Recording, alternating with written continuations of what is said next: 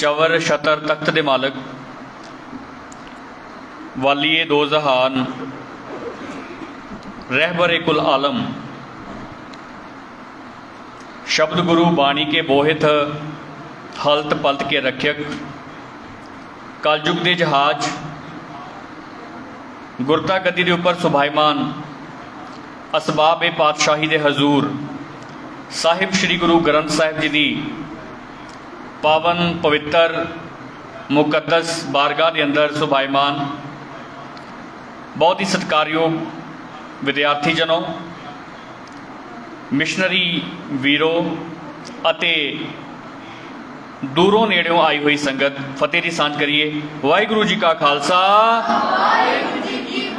वाहिगुरू जी की फतेह। सब तो पहला असी ये समझने की कोशिश करांगे कि कैंप की परिभाषा की होंदी है। मैं अपने समय दे विच रह के विषय नूं पूरा करांगा। विषय मेरा है कि सिख इतिहास दे विच, गोरे इतिहास दे विच जिहड़ी शख्सियत उसारी है, जिहड़ी सिख की विलखण पहचान है, अज भी विश्व दे विच जदों साडे किरदार की गल हुंदी है, उहदे पिछे ताकत किहड़ी काम कर रही है बेटा, वो सारे बारे जानकारी लैण दे लई असीं ये कैंप का आयोजन किया है। कैंप की परिभाषा की होंदी है बेटा पता है? कैंप का मतलब की होंदा है? कोई एक विद्यार्थी हथ खड़ा करो, शाबाश, फिर आप शुरू करिए। कुछ भी कह दो, शाबाश, खड़े होंगे बेटा। कैंप का मतलब की होंदा है? कुछ सीखन नहीं मिलता, शाबाश, बैठो बेटा। इहदी जिहड़ी परिभाषा दी हुई है ना समाजिक सिक्ख्या दे विच, कि जदों विद्यार्थी, बेटा ध्यान नाल नोट कर लो पुत्र, मोबाइल प्लीज़ बंद कर दो। मैं केवल तुहाडे 20-25 मिनट हद, इस तो पहला मैं समाप्ति कर देंगा और गुरु साहब की हजूरी च खड़ के कहना कि तुहानूं मतलब नींद नहीं आन देंगा, ठीक है? कई बार हुंदा ना कि लैक्चर करते करते बच्चों को नींद आउंदी है, वो नहीं मैं तुहानूं आन दिंदा। ये मैं गुरु साहब की हजूरी तुहानूं कह रहा, ठीक है? अच्छा, मैं शुरुआत कर रहा कैंप का मतलब। बेटा सीधा परिभाषा ते आउने आ। मतलब ये हुंदा है कि जदों विद्यार्थी निसर्ग की गोद में बैठ के अपनियां प्रतिभावां नूं पछाणदा है, तराशदा है और दुनिया दे नाल अपने नवे संबंध स्थापित करता है, उन्होंने कैंप कहा जाता है। मैं परिभाषा जो पढ़ी तो मैनू बड़ा वधिया लगा। मैं कहा सचमुच एवें हुंदा है। और कैंप के जिहड़े शाब्दिक अर्थ कीते ना बेटा, वो भी बड़े कमाल दे जे। कैंप के शाब्दिक अर्थ कई ने पंजाबी च कहने ना आपां, तू अपना डंडा डेरा चुक इत्थों। डेरा शब्द कैंप का लखायक है। कैंप नूं डेरा भी कहा जाता है बेटा, कैंप नूं खैमा भी कहा जाता है, कैंप नूं तंबू भी कहा जाता है और वड्डी गल कैंप नूं छाउणी भी कहा जाता है। निहंग सिंह छाउणी लाते होंदे ना आम करके, जो साढ़े घर कोई परौना आ जाए 4-5 दिन वो रहे तो असीं कहंदे यार मित्र प्यारे तू तो छाउणी पा के बह गया। छाउणी का मतलब ये देखो, छाउणी जिहड़ी हुंदी है ना पुत्र, वो स्थाई नहीं हुंदी। स्थाई मतलब साडा गुरु घर इत्थे स्थाई है, किसी च ताकत नहीं हैगी इन्नी कि इनू इतों किते हिला दे जां इतों किते पासे कर दे। छाउणी का मतलब यह है कि असी अपनी लोड़ के अनुसार उतों मूवमेंट कर सकते हैं, उतों असी हिल के दूसरी जगह जा सकते हैं। वो छाउणी हुंदी है, वो हमेशा पक्की नहीं हुंदी, उन्होंने छाउणी कहा जाता है। इस करके निहंग सिंह जगह जगह के उपर अपनियां छाउणियां स्थापित करते हैं, जिथे लोड़ पैंदी है अगे वो चले जाते हैं। सो यदा मतलब यह है कि असीं इत्थे आए हैं, जे पंजाबी च कहिए कि असीं इत्थे 3-4 दिन वास्ते डेरा लाया, अपनी छाउणी स्थापित की है। इत्थे असीं कुछ सीखांगे, कुछ सिखावांगे, स्वै निर्भर होने की, आत्म निर्भर होने की इत्थे जा सीखांगे। इत्थे मम्मा ने नहीं कहना पुत्र उठ, इत्थे नहीं कहना पुत्र तेन नींद आई है तू सुता रह। इत्थे भाई दविंदर सिंह होरी जाणगे, दरवाजा खड़काणगे, वो काका उठ छेती कर, जे नहीं तो शाम नूं प्रशादा नहीं मिलना। सीधी जी गल। इत्थे कैंप का मतलब है कि तुसीं दुश्वारियां नूं झल्लो यार, तुहाडे अगे मुसीबतां नूं आउंदियां ने, उन्हां नूं असां किद्दां सहन करना है। ये मैं कैंप की, मेरे को समा थोड़ा है, नहीं तो विस्तार तो होर ही हो सकता है, लेकिन मैं जल्दी इनू समाप्ति वाले पासे चलांगा, ठीक है बेटा? बेटा भाई नंद लाल साहब की एक गज़ल है फारसी की, तो उहदे विच एक शेर है, तो वो शेर ना वैसे उहदे विच बजुर्गों का जिक्र है, लेकिन मैनू ये लग रहा है कि वो तुहाडे वास्ते सारिਆਂ ਦੇ ਲਈ है, मेरे लिए है। ਉਹਦੇ ਵਿੱਚ ना भाई नंद लाल साहब कहते हैं, कहते हर कुजा दी देम अनवार खुदा, हर कुजा दी देम अनवार खुदा, बस के अज सोहबते बजुर्गां शुद्ध जज्ब। मैं इतों अपनी गल शुरुआत करांगा। मैं जदों ये पढ़िया ना पुत्र, मेरे लू कंडे खड़े हो गए। मैं हैरान हो गया भी वरियाम सिया इन्ने महान विरसे दे असीं मालक ते अज साडी हालत की होई पई है। ਇੰਨੀਆਂ कमाल ਦੀਆਂ ਗੱਲਾਂ ਸਾਡੇ ਪੁਰਖਿਆਂ ਨੇ ਸਾਡੀ ਝੋਲੀ ਦੇ ਵਿੱਚ ਪਾਈਆਂ ਔਰ ਅਸੀਂ ਅੱਜ ਕਿੱਥੇ ਖੜੇ ਹਾਂ। ਮੈਨੂੰ ਬੜੀ ਇੱਥੇ ਸ਼ਰਮਿੰਦਗੀ ਮਹਿਸੂਸ ਹੋਈ। ਭਾਈ ਸਾਹਿਬ ਨੇ ਕਿਹਾ ਹੈ, ਕਹਿੰਦੇ ਹਰ ਕੁਜ਼ਾ ਦੀ ਦੇਮ, ਕੁਜ਼ਾ ਦਾ ਭਾਵ ਹੈ ਕਿ ਹਰ ਪਾਸੇ ਦੀ ਦੇਮ ਦਾ ਭਾਵ ਹੈ। ਹੁਣ ਮੈਨੂੰ ਦਿਖਦਾ ਇਹ ਥੋੜੇ ਜਿਹੇ ਭਾਰੇ ਸ਼ਬਦ ਨੇ। ਇਸ ਤੋਂ ਬਾਅਦ ਮੈਂ ਤੁਹਾਡੇ ਲੈਵਲ ਤੇ, ਬੱਚਿਆਂ ਦੇ ਲੈਵਲ ਤੇ ਆ ਕੇ ਗੱਲ ਕਰਾਂਗਾ, ਠੀਕ ਹੈ ਪੁੱਤਰ? ਇਹਨੂੰ ਧਿਆਨ ਦੇ ਨਾਲ ਸੁਣਿਓ। ਉਹ ਕਹਿੰਦੇ ਹਰ ਕੁਜ਼ਾ ਦੀ ਦੇਮ ਅਨਵਾਰ ਖੁਦਾ। ਅਨਵਾਰ ਖੁਦਾ ਦਾ ਭਾਵ ਹੈ ਕਿ ਖੁਦਾ ਦਾ ਭਾਵ ਪਰਮਾਤਮਾ, ਅਨਵਾਰੇ ਦਾ ਭਾਵ ਹੈ ਜਲਵਾ, ਜਲਾਓ। ਭਾਈ ਨੰਦ ਲਾਲ ਸਾਹਿਬ ਕਹਿੰਦੇ ਕਿ ਹੁਣ ਹਰ ਪਾਸੇ ਮੈਨੂੰ ਪਰਮਾਤਮਾ ਦਾ ਜਲਾਓ ਨਜ਼ਰ ਆਉਂਦਾ ਹੈ। ਮੇਰੀ ਨਜ਼ਰ ਦੇ ਵਿੱਚ ਸਾਤਵਿਕਤਾ ਆ ਗਈ, ਮੇਰੇ ਅੰਦਰ ਸੱਚ ਆ ਗਿਆ, ਮੇਰੇ ਅੰਦਰ ਨੈਤਿਕਤਾ ਆ ਗਈ ਹੈ। ਕਿਵੇਂ? ਕਹਿੰਦੇ ਬਸ ਕੇ ਅਜ਼ ਸੋਬਤੇ। ਕਹਿੰਦੇ ਮੈਂ ਕੋਈ ਵੱਡਾ ਕੰਮ ਨਹੀਂ ਕੀਤਾ। ਬਸ ਕੇ ਅਜ਼, ਸਿਰਫ ਤੇ ਸਿਰਫ ਮੈਂ ਕੀ ਕੀਤਾ? ਬਜ਼ੁਰਗਾਂ ਸ਼ੁੱਧ ਜਜ਼ਬ, ਬਜ਼ੁਰਗਾਂ ਦੀ, ਨੇਕ ਬੰਦਿਆਂ ਦੀ, ਸਾਤਵਿਕ ਪੁਰਸ਼ਾਂ ਦੀ, ਪੋਜ਼ਿਟਿਵ ਰਹਿਣ ਵਾਲੇ ਇਨਸਾਨਾਂ ਦੀ ਸੰਗਤ ਨੂੰ ਜਜ਼ਬ ਕਰ ਲਿਆ। ਸਿੱਧੀ ਜੀ ਗੱਲ। ਜਜ਼ਬ ਮਤਲਬ ਅਸੀਂ ਕਹਿੰਦੇ ਨਾ ਕਿ ਫਲਾਣੀ ਚੀਜ਼ ਨੇ ਉਹਨੂੰ ਆਪਣੇ ਅੰਦਰ ਜਜ਼ਬ ਕਰ ਲਿਆ, ਮਤਲਬ ਖਪਾ ਲਿਆ, ਖਤਮ ਕਰ ਲਿਆ, ਇੱਕ ਮਿਕਤਾ ਹੋ ਗਈ। ਭਾਈ ਸਾਹਿਬ ਕਹਿੰਦੇ ਨੇ ਕਿ ਮੈਨੂੰ ਹੁਣ ਹਰ ਪਾਸੇ ਸੱਚ ਨਜ਼ਰ ਆਉਂਦਾ ਹੈ, ਮੈਨੂੰ ਹਰ ਪਾਸੇ ਪਰਮਾਤਮਾ ਦਾ ਜਲਾਓ ਨਜ਼ਰ ਆਉਂਦਾ ਹੈ, ਮੈਨੂੰ ਹਰ ਪਾਸੇ ਚੰਗਿਆਈ ਨਜ਼ਰ ਆਉਂਦੀ ਹੈ। ਜਦੋਂ ਤੋਂ ਮੈਂ ਬਜ਼ੁਰਗਾਂ ਤੋਂ ਭਾਵ ਇੱਥੇ ਉਮਰ ਦਰਾਜ਼ੀ ਨਹੀਂ ਹੈ, ਇੱਥੇ ਵੱਡੀ ਉਮਰ ਨਹੀਂ ਹੈ, ਇੱਥੇ ਭਾਵ ਕਿ ਭਾਵੇਂ ਉਹ ਛੋਟੇ ਬੱਚੇ ਆ, ਪਿਆਰੇ ਬੱਚੇ ਆ, ਜਿਹੜੇ ਚੰਗੇ ਨੇ, ਜਿਹੜੇ ਸੱਚ ਦੀ ਗੱਲ ਕਰਦੇ ਨੇ, ਜਿਹੜੇ ਮਾਤਾ ਪਿਤਾ ਦਾ ਕਹਿਣਾ ਮੰਨਦੇ ਨੇ, ਜਿਹੜੇ ਗੁਰੂ ਦੇ ਅਨੁਸਾਰ ਚੱਲਦੇ ਨੇ, ਕਹਿੰਦੇ ਉਹਨਾਂ ਦੀ ਸੰਗਤ ਨੂੰ ਮੈਂ ਆਪਣੇ ਅੰਦਰ ਵਸਾ ਲਿਆ। ਮੈਨੂੰ ਹੁਣ ਹਰ ਪਾਸੇ ਚੰਗਾ ਹੀ ਦਿਖਦਾ ਹੈ। ਵੇਖੋ ਕਿੰਨੀ ਵੱਡੀ ਗੱਲ ਹੈ ਪੁੱਤਰ। ਤੇ ਤੁਸੀਂ ਉਹ ਸਾਰੇ ਅੱਜ ਇੱਥੇ ਉਹ ਬਜ਼ੁਰਗੀ ਲੈਣ ਦੇ ਲਈ ਆਏ ਹੋ, ਉਹ ਚੰਗਿਆਈ ਲੈਣ ਦੇ ਲਈ ਆਏ ਹੋ, ਉਹ ਸਾਤਵਿਕਤਾ ਲੈਣ ਦੇ ਲਈ ਆਏ ਹੋ ਕਿ ਸਾਨੂੰ ਹਰ ਪਾਸੇ ਚੰਗਿਆਈ ਨਜ਼ਰ ਆਏ। ਠੀਕ ਹੈ ਜੀ, ਇੱਥੇ ਇਹਦੀ ਸਮਾਪਤੀ ਹੈ। ਹੁਣ ਅਸੀਂ ਗੱਲ ਸ਼ੁਰੂ ਕਰਦੇ ਹਾਂ। ਸ਼ਾਇਦ ਸਾਡੀ ਗੱਲਬਾਤ ਜਦੋਂ ਇਹਨਾਂ ਦੇ ਨਾਲ ਹੋਈ, ਲਿਖਣ ਦੇ ਵਿੱਚ ਕੋਈ ਸਾਨੂੰ ਟਪਲਾ ਲੱਗ ਗਿਆ। ਇਹਨਾਂ ਨੇ ਲਿਖਿਆ ਕਿ 18ਵੀਂ ਸਦੀ ਦੇ ਵਿੱਚ ਸਿੱਖ ਇਤਿਹਾਸ ਤੋਂ ਸਾਡੀ ਸ਼ਖਸੀਅਤ ਉਸਾਰੀ। ਉਹ ਵੀ ਹੋ ਸਕਦੀ ਹੈ, ਕੋਈ ਦੋਰਾਵਾ ਨਹੀਂ, ਲੇਕਿਨ ਮੇਰਾ ਵਿਸ਼ਾ ਸੀ ਕਿ ਮੈਂ ਗੁਰੂ ਸਾਹਿਬਾਨ ਦਾ ਸਾਰਾ ਇਤਿਹਾਸ ਕਵਰ ਕਰਦਾ। ਲੇਕਿਨ ਮੈਂ ਗੱਲ 18ਵੀਂ ਸਦੀ ਤੋਂ ਹੀ ਸ਼ੁਰੂ ਕਰਨ ਦੀ ਕੋਸ਼ਿਸ਼ ਕਰਦਾ। ਮੰਨ ਲਓ ਅੱਜ ਤੋਂ ਕੋਈ 20 ਸਾਲ ਬਾਅਦ, 30 ਸਾਲ ਬਾਅਦ, ਜਿੱਦਾਂ ਅਸੀਂ ਅੱਜ ਗੱਲ ਕਰਦੇ ਹਾਂ ਕਿ 18ਵੀਂ ਸਦੀ ਦੇ ਵਿੱਚ ਸਾਡੇ ਸਿੱਖ ਐਸੇ ਸਨ, ਉਹਨਾਂ ਦਾ ਜੀਵਨ ਇਹੋ ਜਿਹਾ ਸੀ ਕਿ ਜਿਹੜੇ ਅਸੀਂ ਅੱਜ 21ਵੀਂ ਸਦੀ 'ਚ ਜੀ ਰਹੇ ਹਾਂ, ਸਾਡੇ ਬਾਰੇ ਆਉਣ ਵਾਲਾ ਭਵਿੱਖ ਕੀ ਕਵੇਗਾ, ਇਹ ਸੋਚਣ ਵਾਲੀ ਗੱਲ ਹੈ। ਸਾਡੇ ਬਾਰੇ ਕਿਤੇ ਇਹ ਨਾ ਕਹਿਣ ਕਿ ਉਹ ਤੇ ਅਵੇਸਲੇ ਹੋ ਗਏ ਸੀ ਜੀ, ਉਹ ਤੇ ਆਪਣੇ ਧਰਮ ਦਾ ਪ੍ਰਚਾਰ ਨਹੀਂ ਸੀ ਕਰਦੇ, ਉਹਨਾਂ ਦੇ ਲੋਕ ਕਿਸੇ ਹੋਰ ਧਰਮਾਂ ਦੇ ਵਿੱਚ ਵਿਲੀਨ ਹੋ ਰਹੇ ਸਨ। ਇਸੇ ਲਈ ਅਸੀਂ ਤੁਹਾਡੇ ਕੈਂਪ ਲਗਾਉਂਦੇ ਹਾਂ ਕਿ ਅਸੀਂ ਆਪਣਾ ਭਵਿੱਖ ਤੁਹਾਡੇ ਵਿੱਚੋਂ ਵੇਖਣ ਦੀ ਕੋਸ਼ਿਸ਼ ਕਰਦੇ ਹਾਂ। 18ਵੀਂ ਸਦੀ ਦੇ ਵਿੱਚ ਰਤਨ ਸਿੰਘ ਭੰਗੂ ਸਾਹਿਬ ਦਾ ਮੈਂ 23 ਤਰੀਕ ਨੂੰ ਜਦੋਂ ਮੇਰੀ ਮੰਜੀ ਸਾਹਿਬ ਹਾਜ਼ਰੀ ਸੀ, ਮੈਂ ਜ਼ਿਕਰ ਕੀਤਾ ਸੀ, ਫਿਰ ਤੁਹਾਡੇ ਨਾਲ ਸਾਂਝੀ ਕਰਦਾ ਗੱਲ। ਬੇਟਾ ਬੜੀ ਵੱਡੀ ਗੱਲ ਹੈ। ਤੁਸੀਂ ਵੇਖੋ ਗੁਰਬਾਣੀ ਦੇ ਵਿੱਚ ਨਾ ਪੁੱਤਰ, ਜਿਹੜੀਆਂ ਇਕਾਈਆਂ ਨੂੰ ਜਾਂ ਜਿਹੜੇ ਕਾਰਕਾਂ ਨੂੰ ਮਨੁੱਖ ਦੇ ਵੱਡੇ ਹੋਣ ਦਾ ਕਾਰਨ ਗਿਣਿਆ ਜਾਂਦਾ ਹੈ, ਗੁਰਬਾਣੀ ਉਹਨੂੰ ਨਹੀਂ ਗਿਣਦੀ। ਜਿਹੜੇ ਸਮਾਜ ਦੇ ਵਿੱਚ ਜਿਹੜੇ ਕਾਰਕ ਅਸੀਂ ਕਹਿੰਦੇ ਕਿ ਫਲਾਣਾ ਬੰਦਾ ਵੱਡਾ, ਆਹ ਦੇ ਕਾਰਕ ਨੇ, ਆਹ ਇਕਾਈਆਂ ਨੇ ਇਹਦੇ ਕੋਲ, ਇਹ ਵਿਸ਼ੇਸ਼ਤਾਵਾਂ ਨੇ, ਗੁਰਬਾਣੀ ਉਹਨੂੰ ਨਹੀਂ ਮੰਨਦੀ। ਕਿਵੇਂ ਹੋ ਸਕਦਾ ਹੈ ਕਿ ਮੇਰੀ ਸੋਚ ਅਜਿਹੀ ਹੋਵੇ ਜਿਵੇਂ ਮਹਾਰਾਜ ਕਹਿੰਦੇ ਆ ਅਤ ਸੁੰਦਰ। ਕਿਵੇਂ? ਤੁਹਾਨੂੰ ਪੰਕਤੀ ਸਾਰੀ ਯਾਦ ਹੋਊਗੀ, ਮੇਰੇ ਨਾਲ ਬੋਲਿਓ। ਅਤ ਸੁੰਦਰ, ਕੁਲੀਨ ਚਤੁਰ, ਮੁਖ ਗਿਆਨੀ, ਧਨਵੰਤ। ਆ ਜਿਹਦੇ ਕੋਲੋਂ ਸਮਾਜ ਦੇ ਵਿੱਚ ਇਹ ਇਕਾਈਆਂ ਨੇ, ਇਹ ਕਾਰਕ ਨੇ, ਜਿਹਦੇ ਕੋਲ ਇਹ ਵਿਸ਼ੇਸ਼ਤਾਵਾਂ ਨੇ, ਉਹਨੂੰ ਅਸੀਂ ਕਹਿੰਦੇ ਹਾਂ ਕਿ ਇਹਦੇ ਵਰਗਾ ਦੁਨੀਆ 'ਚ ਇਨਸਾਨ ਨਹੀਂ ਕੋਈ ਹੈਗਾ। ਅਤ ਸੁੰਦਰ, ਉਹ ਬੜਾ ਸੋਹਣਾ ਹੋਵੇ। ਕੁਲੀਨ, ਉਹਦਾ ਪਰਿਵਾਰਕ ਮਾਹੌਲ ਬੜਾ ਸਾਜ਼ਗਾਰ ਹੋਵੇ, ਵਧੀਆ ਹੋਵੇ, ਚੰਗੀ ਸਿੱਖਿਆ ਹੋਵੇ। ਚਤੁਰ, ਉਹ ਬੜਾ ਸਿਆਣਾ ਹੋਵੇ। ਮੁੱਖ ਗਿਆਨੀ, ਉਹ ਬੜਾ ਗਿਆਨਵਾਨ ਹੋਵੇ। ਧਨਵੰਤ, ਉਹਦੇ ਕੋਲੋਂ ਤਾਣੇ ਨਾ ਹੋਵੇ ਕਿ ਉਹ ਦੁਨੀਆ ਨੂੰ ਖਰੀਦਣ ਦੀ ਤਾਕਤ ਰੱਖਦਾ ਹੋਵੇ। ਲੇਕਿਨ ਮਹਾਰਾਜ ਕੀ ਕਹਿ ਰਹੇ ਆ? ਮਿਰਤਕ ਕਹੀਏ ਨਾਨਕਾ, ਜੇ ਪ੍ਰੀਤ ਨਹੀਂ ਭਗਵੰਤ। ਜੇ ਤੁਹਾਡੇ ਅੰਦਰ ਪੋਜ਼ਿਟਿਵਿਟੀ ਨਹੀਂ, ਪਰਮਾਤਮਾ ਪ੍ਰਤੀ ਪ੍ਰੀਤ ਨਹੀਂ, ਤੇ ਆਹ ਸਾਰੀਆਂ ਇਕਾਈਆਂ ਕਾਰਕ ਕੋਈ ਮਾਇਨੇ ਨਹੀਂ ਰੱਖਦੇ। ਇਸ ਕਰਕੇ 18ਵੀਂ ਸਦੀ ਦੇ ਸਿੱਖਾਂ ਦੇ ਕੋਲੋਂ ਕਿਹੜੀ ਚੀਜ਼ ਸੀ, ਉਹ ਕਿਹੜੀ ਤਾਕਤ ਸੀ ਬੇਟਾ, ਕਿ ਉਹ ਜੰਗਾਂ ਯੁੱਧਾਂ ਦੇ ਵਿੱਚ ਨੇ, ਉਹ ਘੋੜਿਆਂ ਦੀਆਂ ਕਾਠੀਆਂ ਦੇ ਉੱਪਰ ਨੇ, ਹਾਲਤ ਉਹਨਾਂ ਦੀ ਬਦਤਰ ਹੈ, ਲੇਕਿਨ ਉਹ ਆਪਣਾ ਧਰਮ ਨਹੀਂ ਤਿਆਗ ਰਹੇ। ਰਤਨ ਸਿੰਘ ਭੰਗੂ ਸਾਹਿਬ ਕਹਿੰਦੇ ਨੇ, ਨਾਹੇ ਜ਼ਖੀਰੋ ਸਿੰਘਣ ਪਾਸ। ਆ ਧਿਆਨ ਦੇ ਨਾਲ ਸੁਣਿਓ ਪੁੱਤਰ, ਨੀਂਦ ਤੇ ਨਹੀਂ ਨਾ ਆ ਰਹੀ, ਸਿੱਧੇ ਹੋ, ਸ਼ਾਬਾਸ਼। ਸਤਨਾਮ ਸ਼੍ਰੀ, ਉੱਚੀ ਬੋਲੋ ਪੁੱਤਰ, ਕਿੱਧਰ ਧਿਆਨ ਬੇਟਾ, ਸਤਨਾਮ ਸ਼੍ਰੀ। ਮੈਂ ਸਵਾਲ ਪੁੱਛਣੇ ਆ ਅਖੀਰ ਦੇ ਵਿੱਚ ਆਪਣੇ ਸਮੇਂ ਤੇ ਫਿਰ ਇਹ ਨਾ ਹੋਏ ਤੁਹਾਨੂੰ ਸਵਾਲਾਂ ਦੇ ਜਵਾਬ ਨਾ ਆਉਣ, ਠੀਕ ਹੈ। ਉਹ ਕਹਿੰਦੇ ਆ, ਨਾਹੇ ਜ਼ਖੀਰੋ ਸਿੰਘਣ ਪਾਸ।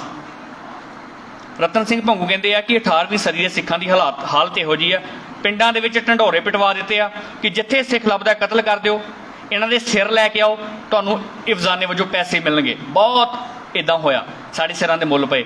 ਨਾਹੇ ਜ਼ਖੀਰੋ ਸਿੰਘਣ ਪਾਸ, ਸ਼ਸਤਰ ਬਸਤਰਹੀਨ ਸੁਖਾਸ। ਕਹਿੰਦੇ ਸਿੱਖਾਂ ਦੇ ਕੋਲੋਂ ਜੰਗਲਾਂ ਦੇ ਵਿੱਚ ਸ਼ਸਤਰ ਵੀ ਨਹੀਂ ਹੈ, ਵਧੀਆ ਕੱਪੜੇ ਵੀ ਨਹੀਂ ਹੈ। ਜ਼ਖੀਰ ਦਾ ਭਾਵ ਹੈ ਖਜ਼ਾਨਾ ਕੋਈ ਨਹੀਂ।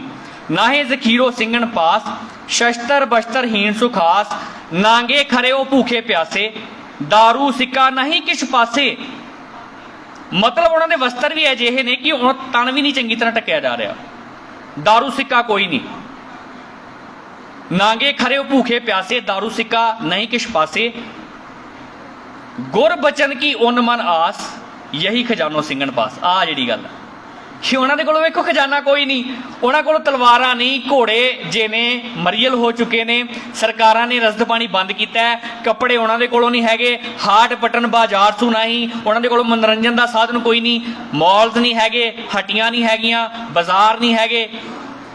ਪਰ ਗੁਰ ਬਚਨ ਕੀ ਉਨ ਮਨ ਆਸ, ਯਹੀ ਖਜ਼ਾਨੋ ਸਿੰਘਣ ਪਾਸ। ਉਹਨਾਂ ਦੇ ਕੋਲੋਂ ਗੁਰੂ ਦੇ ਬਚਨ ਸਨ, ਉਹਨਾਂ ਦੇ ਕੋਲੋਂ ਗੁਰੂ ਦਾ ਆਸ਼ਾ ਸੀ, ਉਹਨਾਂ ਦੇ ਕੋਲੋਂ ਗੁਰੂ ਦੇ ਬਚਨਾਂ ਦੇ ਅਨੁਸਾਰ ਜੀਵਨ ਜਿਉਣ ਦੀ ਕਲਾ ਸੀ। ਇਹੀ ਉਹਨਾਂ ਦੇ ਕੋਲੋਂ ਵੱਡਾ ਖਜ਼ਾਨਾ ਸੀ ਸਾਧ ਸੰਗਤ ਜੀ। ਹੁਣ ਇਹ ਖਜ਼ਾਨਾ ਆਇਆ ਕਿੱਥੋਂ? ਠੀਕ ਹੈ ਜੀ, ਜਿਹੜਾ 18ਵੀਂ ਸਦੀ ਦੇ ਸਿੱਖਾਂ ਦੇ ਕੋਲੋਂ ਖਜ਼ਾਨਾ ਹੈ ਉਹ ਆਉਂਦਾ ਕਿੱਥੋਂ ਹੈ? ਮੈਂ ਕੋਸ਼ਿਸ਼ ਕਰਾਂਗਾ ਕਿ 10 ਗੁਰੂ ਸਾਹਿਬਾਨ ਦੇ ਜੀਵਨ ਦੇ ਵਿੱਚੋਂ ਇੱਕ ਛੋਟੀ ਛੋਟੀ ਘਟਨਾ ਤੁਹਾਡੇ ਨਾਲ ਸਾਂਝੀ ਕਰਾਂ ਤੇ ਫਿਰ ਅਸੀਂ ਸਮਾਪਤੀ ਕਰੀਏ। ਗੁਰੂ ਨਾਨਕ ਸਾਹਿਬ ਤੋਂ ਨੀਂਹ ਰੱਖੀ ਜਾਂਦੀ ਹੈ ਜੀ ਸਿੱਖ ਪੰਥ ਦੀ। ਗੁਰੂ ਨਾਨਕ ਸਾਹਿਬ ਦੇ ਜੀਵਨ ਦੇ ਵਿੱਚੋਂ ਵੱਡੀਆਂ ਵੱਡੀਆਂ ਮੋਟੀਆਂ ਮੋਟੀਆਂ ਜੇ ਅਸੀਂ ਉਹਦਾ ਤੇ ਉਹਨਾਂ ਦਾ ਜੀਵਨ ਬਹੁਪੱਖੀ ਹੈ, ਅਸੀਂ ਬਿਆਨ ਨਹੀਂ ਕਰ ਸਕਦੇ। 3-4 ਚੀਜ਼ਾਂ ਲੈ ਲਈਏ। ਪਹਿਲੀ ਗੱਲ, ਸੱਚ ਨੂੰ ਸੱਚ ਕਹਿਣਾ। ਸੱਚ ਸੁਣਾਈ ਸੀ, ਸੱਚ ਕੀ ਵੇਲਾ, ਸੱਚ ਕਹਿ ਦੇਣਾ, ਭਾਵੇਂ ਧਰਤੀ ਤੇ ਅਸਮਾਨ ਆਪਸ ਦੇ ਵਿੱਚ ਮਿਲ ਕਿਉਂ ਨਾ ਜਾਣ, ਸਮੁੰਦਰ ਉਛਲ ਕੇ ਬਾਹਰ ਕਿਉਂ ਨਾ ਆ ਜਾਏ, ਧਰਤੀ ਪਾਟ ਕਿਉਂ ਨਾ ਜਾਏ, ਆਸਮਾਨ ਹੇਠਾਂ ਕਿਉਂ ਨਾ ਆ ਜਾਏ, ਸੱਚ ਕਹਿਣਾ ਹੀ ਕਹਿਣਾ। ਗੁਰੂ ਨਾਨਕ ਸਾਹਿਬ ਉਹ ਸੱਚ ਕਹਿ ਦਿੰਦੇ ਸਨ। ਇੱਦਾਂ ਨਹੀਂ ਸੀ ਕਿ ਜਿੱਦਾਂ ਅੱਜ ਕੋਈ ਮਾੜਾ ਆ ਗਿਆ ਤੇ ਉੱਥੇ ਮੈਂ ਆਕੜ ਕੇ ਉਹਦੇ ਨਾਲ ਗੱਲ, ਕੋਈ ਤਗੜਾ ਆ ਗਿਆ ਤੇ ਉੱਥੇ ਮੈਂ ਫਿਰ ਮੈਂ ਗਊ ਦਾ ਜਾਇਆ, ਉਹਦਾ ਮੈਂ ਸ਼ੇਰ, ਤੇ ਜੇ ਕੋਈ ਮੇਰੇ ਸਾਹਮਣੇ ਤਗੜਾ ਆ ਗਿਆ ਉਹਦਾ ਮੈਂ ਗਊ ਦਾ ਜਾਇਆ। ਨਹੀਂ, ਗੁਰੂ ਨਾਨਕ ਸਾਹਿਬ ਬਾਬਰ ਨੂੰ ਜਾਬਰ ਕਹਿਣ ਦੀ ਜ਼ਰੂਰਤ ਰੱਖਦੇ ਨੇ। ਗੁਰੂ ਨਾਨਕ ਸਾਹਿਬ ਮਲਿਕ ਭਾਗੋ ਨੂੰ ਇਹ ਗੱਲ ਕਹਿ ਦਿੰਦੇ ਨੇ ਕਿ ਯਾਰ ਤੇਰੀ ਰੋਟੀ ਆਪਾਂ ਛਕ ਨਹੀਂ ਸਕਦੇ, ਇਹ 2 ਨੰਬਰ ਦੀ ਕਮਾਈ ਹੈ, ਇਹ ਭ੍ਰਿਸ਼ਟਾਚਾਰ ਦੀ ਕਮਾਈ ਹੈ। ਅੱਜ ਵਾਂਗੂ ਨਹੀਂ ਸੀ ਕਿ ਜਿੱਧਰੋਂ ਮੋਟਾ ਲਿਫਾਫਾ ਮਿਲਿਆ ਉਹਦੀ ਜੈ ਜੈਕਾਰ ਕਰ ਦਿੱਤੀ ਤੇ ਭਾਈ ਲਾਲੋ ਨੂੰ ਅਸੀਂ ਜਾਣੀਏ ਕੁਝ ਨਾ। ਨਹੀਂ, ਗੁਰੂ ਸਾਹਿਬ ਕਹਿੰਦੇ ਭਾਈ ਲਾਲੋ ਦੀ ਕਿਰਤ ਵੱਡੀ ਹੈ, ਭਾਈ ਲਾਲੋ ਦੀ ਸੇਵਾ ਵੱਡੀ ਹੈ। ਸੱਚ ਸੁਣਾਈ ਸੀ, ਸੱਚ ਕੀ ਵੇਲਾ। ਦੂਜੀ ਗੱਲ, ਗੁਰੂ ਨਾਨਕ ਸਾਹਿਬ ਦੇ ਜੀਵਨ ਦੇ ਵਿੱਚ ਬੇਟਾ ਜਿਹੜੀ ਅੱਜ ਦੇ ਸਮੇਂ 'ਚ ਵੇਖਿਆ ਜਾਂਦਾ ਹੈ, ਇੱਕ ਨਾ ਮੈਂ ਇੱਥੇ ਹੀ ਗੱਲ ਸ਼ੁਰੂ ਕਰਾਂਗਾ। 2 ਬੱਚੇ ਨਾ ਆਪਸ ਦੇ ਵਿੱਚ ਗੱਲਾਂ ਕਰ ਰਹੇ ਸੀ, ਮੈਂ ਕਿਤੇ ਜਾ ਰਿਹਾ ਸੀ। ਵੇਖੋ ਪ੍ਰਚਾਰਕ ਨਾ ਮਿਸ਼ਨਰੀ ਕਾਲਜ ਦੇ ਸਿਆਣੇ ਸੱਜਣ ਬੈਠੇ ਨੇ, ਮਿਸ਼ਨਰੀ ਵਿਦਵਾਨ ਬੈਠੇ ਨੇ। ਇਹ ਕਿਹਾ ਜਾਂਦਾ ਕਿ ਜਿਸ ਬੱਚੇ ਨੇ ਅਗਾਂਹ ਵਧਣਾ ਜਾਂ ਪ੍ਰਚਾਰਕ ਨੇ ਕੁਝ ਨਾ ਕੁਝ ਸਿੱਖਣਾ, ਉਹ ਸਮਾਜ ਦੇ ਕੋਲੋਂ ਨਾ ਕੁਝ ਸਿੱਖਦਾ ਰਹਿੰਦਾ, ਉਹਦਾ ਨਜ਼ਰੀਆ ਅਲੱਗ ਹੁੰਦਾ ਸਮਾਜ ਨੂੰ ਵੇਖਣ ਦਾ। ਉਹ ਨਾ 2 ਬੱਚੇ ਆਪਸ ਦੇ ਵਿੱਚ ਗੱਲਾਂ ਕਰ ਰਹੇ ਤੇ ਉਹ ਗੱਲਾਂ ਦੇ ਵਿੱਚ ਆਪਸ ਦੇ ਵਿੱਚ ਡਾਇਲਾਗ ਕਰ ਰਹੇ ਸਨ ਤੇ ਇੱਕ ਨੇ ਇਹਨੂੰ ਕਿਹਾ, ਯਾਰ ਇਹ ਮਿਹਨਤ ਨਾਲ ਨਹੀਂ, ਇਹ ਮਿੰਨਤਾਂ ਨਾਲ ਬਣਿਆ। ਤੇ ਮੈਨੂੰ ਇਹ ਗੱਲ ਬੜੀ ਚੰਗੀ ਲੱਗੀ। ਮਤਲਬ ਕਿ ਇਹ ਗੱਲ ਦੇ ਵਿੱਚ ਵੀ ਅਗਰ ਹਾਸਾ ਹੈ, ਉਹ ਕਹਿੰਦਾ ਅੱਜ ਦੇ ਸਮੇਂ 'ਚ ਇੱਦਾਂ ਕਿ ਮਿਹਨਤ ਨਹੀਂ ਕਰਨੀ ਚਾਹੁੰਦੇ, ਮਿੰਨਤਾਂ ਜਿੰਨੀਆਂ ਮਰਜ਼ੀ ਕਰ ਲਓ, ਤਰਲੇ ਨਾ। ਗੁਰੂ ਨਾਨਕ ਸਾਹਿਬ ਕਹਿੰਦੇ ਆ ਮਿਹਨਤ ਕਰਨੀ ਪਊਗੀ। ਗੁਰੂ ਨਾਨਕ ਸਾਹਿਬ ਕਹਿੰਦੇ ਆ ਸੱਚ ਤੇ ਖਲੋਣਾ ਪਊਗਾ। ਗੁਰੂ ਨਾਨਕ ਸਾਹਿਬ ਦੇ ਜੀਵਨ 'ਚੋਂ ਦੂਸਰੀ ਗੱਲ ਜਿਹੜੀ ਸ਼ਖਸੀਅਤ ਉਸਾਰੀ ਦੀ ਗੱਲ ਕਰ ਰਿਹਾ ਕਿ 18ਵੀਂ ਸਦੀ ਦੇ ਸਿੱਖਾਂ ਦੀ ਸ਼ਖਸੀਅਤ ਦਾ ਵਿਕਾਸ ਕਿੱਥੋਂ ਹੁੰਦਾ? ਗੁਰੂ ਨਾਨਕ ਸਾਹਿਬ ਨੇ ਕਦੀ ਕਿਸੇ ਦੀ, ਆਹ ਧਿਆਨ ਦੇ ਨਾਲ ਗੱਲ ਸੁਣਿਓ, ਚਾਪਲੂਸੀ ਨਹੀਂ ਸੀ ਕੀਤੀ।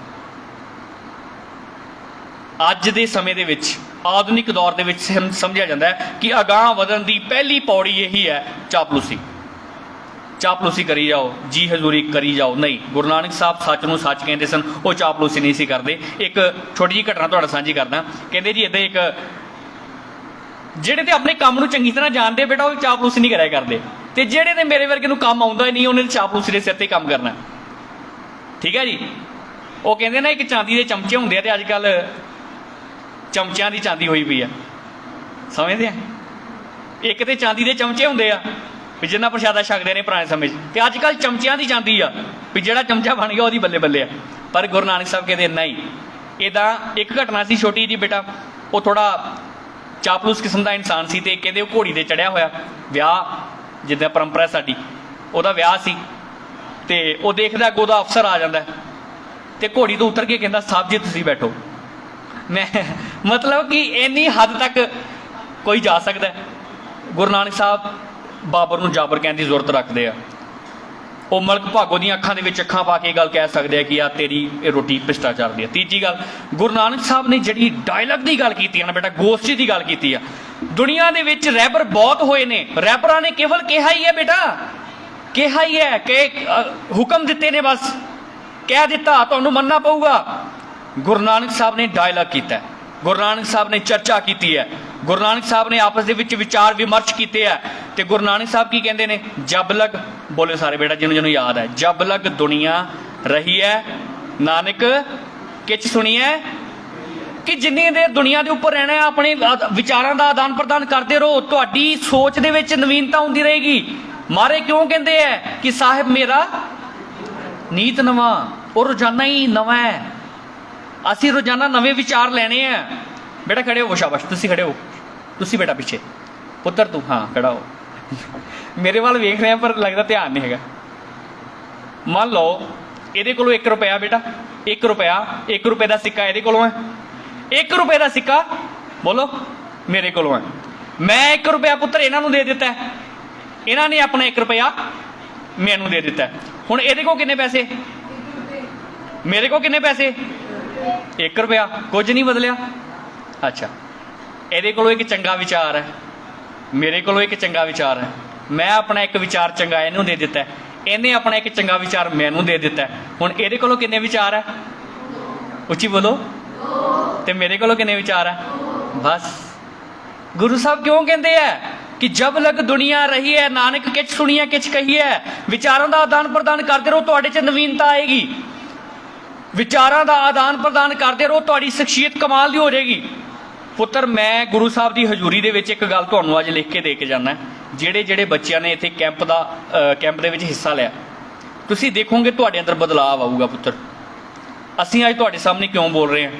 ਕਿਉਂਕਿ ਅਸੀਂ ਵੀ ਕੈਂਪਰਸ ਹੁੰਦੇ ਸੀ ਪਹਿਲਾਂ, ਅਸੀਂ ਵੀ ਕੈਂਪ ਆਯੋਜਨ ਕਰਦੇ ਸੀ, ਉਹਨਾਂ ਦੇ ਵਿੱਚ ਹਿੱਸਾ ਲੈਂਦੇ ਸੀ। ਸਾਨੂੰ ਵੀ ਉੱਠਣਾ ਪੈਂਦਾ ਸੀ, ਸਾਨੂੰ ਵੀ ਕਮਰਿਆਂ 'ਚੋਂ ਖਿੱਚ ਕੇ ਬਾਹਰ ਲਿਆਂਦਾ ਜਾਂਦਾ ਸੀ, ਸਾਨੂੰ ਵੀ ਅੰਮ੍ਰਿਤ ਵੇਲੇ ਉੱਠਣਾ ਪੈਂਦਾ ਸੀ। ਜਦੋਂ ਉੱਠਣਾ ਉਦੋਂ ਸੌਣ ਦੋ, ਹੋਰ ਨੀਂਦ ਆਈ ਆ। ਪਰ ਹੌਲੀ ਹੌਲੀ ਉਹ ਫਿਰ ਵਿਚਾਰਾਂ ਦਾ ਆਦਾਨ ਪ੍ਰਦਾਨ ਹੁੰਦਾ ਗਿਆ, ਨਵੇਂ ਵਿਚਾਰ ਸਿੱਖਦੇ ਰਹੇ, ਅੱਜ ਤੁਹਾਡੇ ਸਾਹਮਣੇ ਆ। ਸੋ ਗੁਰੂ ਨਾਨਕ ਸਾਹਿਬ ਜੀ ਦੇ ਜੀਵਨ 'ਚੋਂ ਇਹ ਮਿਲਦਾ। ਉਸ ਤੋਂ ਬਾਅਦ 18ਵੀਂ ਸਦੀ ਦੇ ਸਿੱਖਾਂ ਦੀ ਸ਼ਖਸੀਅਤ ਉਹ ਉੱਥੋਂ ਤੱਕ ਕਿਵੇਂ ਪਹੁੰਚਦੀ ਹੈ, ਮੈਂ ਉਹ ਗੱਲ ਕਰ ਰਿਹਾ। ਗੁਰੂ ਅੰਗਦ ਸਾਹਿਬ ਦਾ ਟਾਈਮ ਆਉਂਦਾ, ਤੁਸੀਂ ਸਾਰੇ ਜਾਣਦੇ ਹੋ।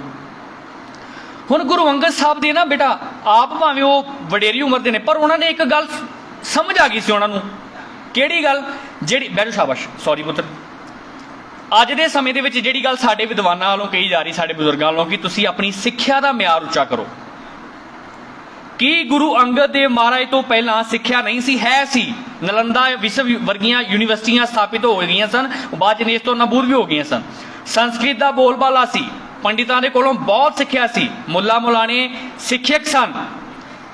ਪਰ ਗੁਰੂ ਸਾਹਿਬ ਨੇ ਸਿੱਖਿਆ ਦੀ ਗੱਲ ਕਿਉਂ ਕੀਤੀ? ਕਿ ਮੈਂ ਅੱਗੇ ਗੱਲ ਕਰ ਰਿਹਾ ਕਿ ਸਿੱਖਿਆ ਉਦੋਂ ਵੀ ਬਹੁਤ ਸੀ, ਪਰ ਗੁਰੂ ਅੰਗਦ ਸਾਹਿਬ ਸਿੱਖਿਆ ਦੀ ਗੱਲ ਕਿਉਂ ਕਰ ਰਹੇ ਆ? ਜਿਹੜੀ ਸਿੱਖਿਆ ਦੀ ਗੱਲ ਗੁਰੂ ਅੰਗਦ ਸਾਹਿਬ ਨੇ ਕੀਤੀ ਹੈ ਨਾ, ਉਹ ਨਹੀਂ ਸੀ ਉਦੋਂ। ਹੁਣ ਤੁਸੀਂ ਮੈਨੂੰ ਪੁੱਛੋਗੇ ਉਹ ਕਿਹੜੀ ਸਿੱਖਿਆ? ਗੁਰੂ ਸਾਹਿਬ ਕਹਿੰਦੇ ਆ ਗੁਰੂ ਅੰਗਦ ਸਾਹਿਬ ਨੇ ਮੱਲ ਅਖਾੜਿਆਂ ਦੀ ਸਥਾਪਨਾ ਕੀਤੀ ਹੈ ਤੇ ਗੁਰਮੁਖੀ ਸਿਖਾਈ। ਸਿਖਾਈ ਨਹੀਂ ਬੇਟਾ? ਉਹਨਾਂ ਨੇ ਕਿਹੜੀ ਸਿੱਖਿਆ ਦੀ ਸਥਾਪਨਾ ਕੀਤੀ? ਗੁਰੂ ਅੰਗਦ ਸਾਹਿਬ ਕਹਿੰਦੇ ਸਨ ਕਿ ਸਿੱਖਿਆ ਉਹੀ ਚੰਗੀ ਹੈ ਜਿਹਦੇ ਵਿੱਚ ਨੈਤਿਕਤਾ ਜਾਂ ਧਰਮ ਸ਼ਾਮਿਲ ਹੈ। ਠੀਕ ਹੈ ਪੁੱਤਰ? ਪ੍ਰੋਫੈਸਰ ਸਾਹਿਬ ਸਿੰਘ ਹੋਰਾਂ ਨੂੰ ਤੁਸੀਂ ਪੜ੍ਹੋਗੇ, ਗੁਰੂ ਅੰਗਦ ਸਾਹਿਬ ਦਾ ਜੀਵਨ ਜਦੋਂ ਲਿਖਦੇ ਉਹਨਾਂ ਨੇ ਇਹ ਸਾਂਝੀ ਕੀਤੀ ਹੈ ਗੱਲ। ਉਹ ਕਹਿੰਦੇ ਆ ਵੀ ਗੁਰੂ ਸਾਹਿਬ ਨੇ ਇੱਥੇ, ਮੈਂ ਗੱਲ ਕਰ ਰਿਹਾ ਕਿ ਇਹ ਤੋਂ ਪਹਿਲਾਂ ਇਹ ਨਹੀਂ ਸੀ ਕਿ ਉਹ ਸਿੱਖਿਆ ਨਹੀਂ ਸੀ, ਸਿੱਖਿਆ ਬਹੁਤ ਸੀ, ਸਿੱਖਿਆ ਦਾ ਪ੍ਰਬੰਧ ਸੀ, ਲੇਕਿਨ ਗੁਰੂ ਅੰਗਦ ਸਾਹਿਬ ਕਹਿੰਦੇ ਸਨ ਸਿੱਖਿਆ ਉਹੀ ਚੰਗੀ ਹੈ ਜਿਹਦੇ ਵਿੱਚ ਨੈਤਿਕਤਾ ਹੈ, ਜਿਹਦੇ ਵਿੱਚ ਧਰਮ ਸ਼ਾਮਿਲ ਹੈ।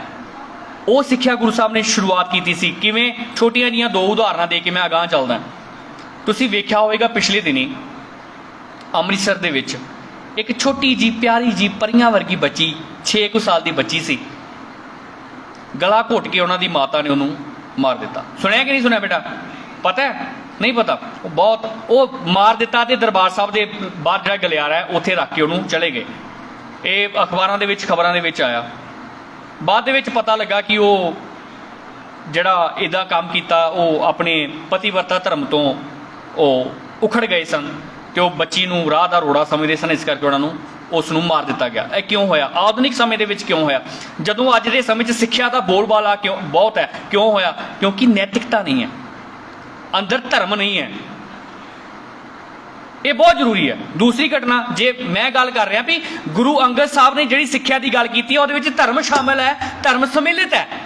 जे सिक्ख्या दे विच धर्म नहीं, सिक्ख्या किसी काम की नहीं। एक होर उदाहरण देना तुहानूं, अज तो 17-18 दिन पहला बेंगलुरु दे विच, बेटा सिद्धे होके बैठो पुत्र, बेंगलुरु दे विच एक डेंटिस्ट डॉक्टर, और डेंटिस्ट जिहड़े डॉक्टर सी वो शहर दियां पहले 3 डॉक्टरां दे विच आउंदे सी। वो लेडी डॉक्टर, उन्होंने चौथी मंजिल तो अपनी बच्ची नूं टेढ़ा कीता, एवें हेठा सुटिया और वो चढ़ाई कर गई बच्ची।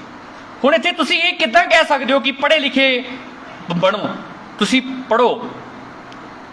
मतलब जे पढ़ाई इदां दी है कि डेंटिस्ट बन के,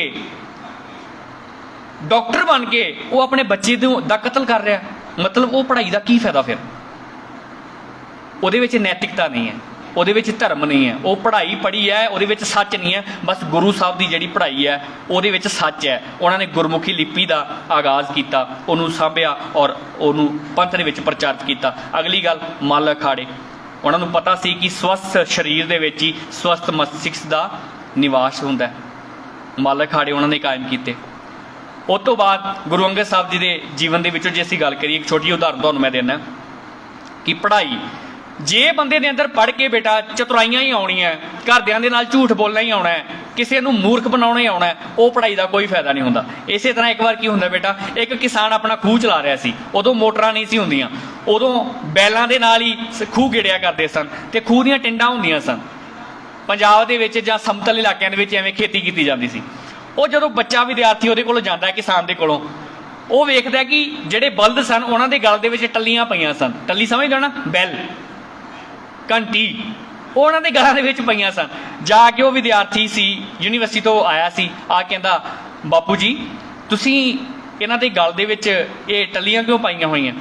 ਅੱਗੋਂ ਕਹਿੰਦੇ ਆ ਬਜ਼ੁਰਗ, ਕਹਿੰਦੇ ਆ ਕਿ ਪੁੱਤਰ ਜੇ ਮੈਂ ਇੱਥੋਂ ਦੂਰ ਚਲਾ ਜਾਵਾਂ ਕਿਤੇ ਤੇ ਮੈਨੂੰ ਪਤਾ ਲੱਗਦਾ ਰਹੇਗਾ ਕਿ ਬੈਲ ਚੱਲਦੇ ਪਏ ਆ, ਚੱਲਦੇ ਆ ਤੇ ਉਹਦੀ ਟੁਣਕਾਰ ਆਉਂਦੀ ਹੈ, ਉਹਦੀ ਆਵਾਜ਼ ਆਉਂਦੀ ਹੈ ਤੇ ਮੈਨੂੰ ਪਤਾ ਲੱਗ ਜਾਏਗਾ ਕਿ ਬੈਲ ਚੱਲਦੇ ਪਏ ਆ।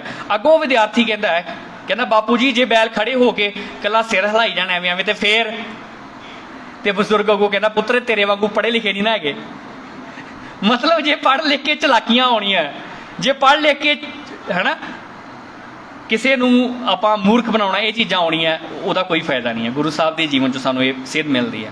ਸਮਾਂ ਆਉਂਦਾ, ਮੈਂ ਆਪਣੇ ਸਮੇਂ ਨੂੰ ਕਰ ਰਿਹਾ 3:15 ਵਜੇ ਤੁਹਾਨੂੰ ਮੈਂ ਫ੍ਰੀ ਕਰ ਦੇਵਾਂਗਾ। ਗੁਰੂ ਅਮਰਦਾਸ ਜੀ ਮਹਾਰਾਜ, ਗੁਰੂ ਅਮਰਦਾਸ ਜੀ ਮਹਾਰਾਜ ਦੇ ਜੀਵਨ ਤੋਂ ਸਭ ਤੋਂ ਵੱਡੀ ਗੱਲ ਤੁਹਾਨੂੰ ਪਤਾ, ਜਦੋਂ ਦਾਤੂ ਜੀ ਤੇ ਦਾਸੂ ਜੀ ਨੇ ਉਹਨਾਂ ਨੂੰ ਲੱਤ ਮਾਰੀ ਸੀ ਤੇ ਗੁਰੂ ਸਾਹਿਬ ਨੇ ਅੱਗੋਂ ਕੀ ਕਿਹਾ ਸੀ? ਬੇਟਾ ਖੜਾ ਹੋ, ਸ਼ਾਬਾਸ਼। ਕੀ ਕਿਹਾ ਸੀ? ਬੈਠੋ, ਐਵੇਂ ਸ਼ਾਬਾਸ਼, ਕੋਈ ਗੱਲ ਨਹੀਂ, ਪਰ ਇਹ ਗੱਲ ਨਹੀਂ ਸੀ। ਕੀ ਹੋਇਆ ਸੀ ਬੇਟਾ ਪਤਾ ਹੈ? ਗੁਰੂ ਸਾਹਿਬ ਨੇ ਇਹ ਗੱਲ ਕਹੀ ਸੀ ਕਿ ਮੇਰੇ ਬਿਰਧ ਸਰੀਰ ਦੇ ਨਾਲ ਵੱਜ ਕੇ ਤੁਹਾਡੀ ਲੱਤ ਨੂੰ ਕੋਈ ਤਕਲੀਫ ਤੇ ਨਹੀਂ ਹੋਈ।